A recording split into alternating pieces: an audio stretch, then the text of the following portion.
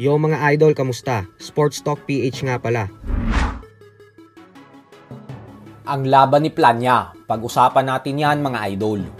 Ngunit bago ang lahat ay huwag kakalimutang mag-subscribe at i-click ang notification bell button for more sports talk.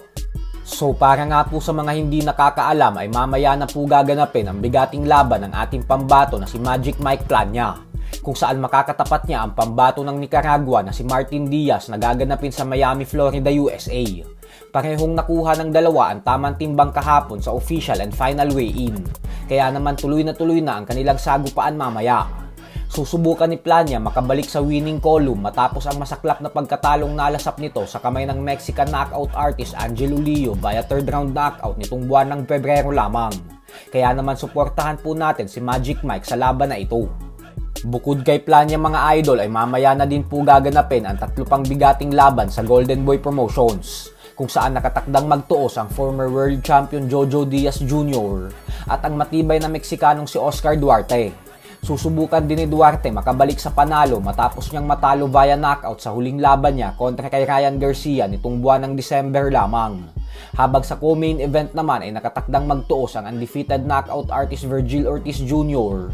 at ang veteranong Puerto Rican fighter na si Thomas Dolorme. Habang sa main event naman ay makikita nating sumabak ang former Unified Junior Welterweight World Champion Jose Ramirez kontra kay Rances Barthelemy. Kaya naman wag din po natin papalampasin ang mga laban na yan. Sa kabilang banda naman mga idol ay mukhang nagkakaroon na naman nga po ngayon ng alitan sa pagitan ng undefeated 3-division champion Gervonta Tank Davis at ng kanyang promoter na si Floyd Mayweather Jr.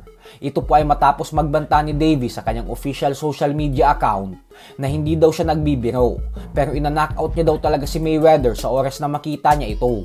Giit ni Davis na wala daw siyang pakialam kung makulong ulit siya sa bilangguan ng dahil sa gagawin niyang ito.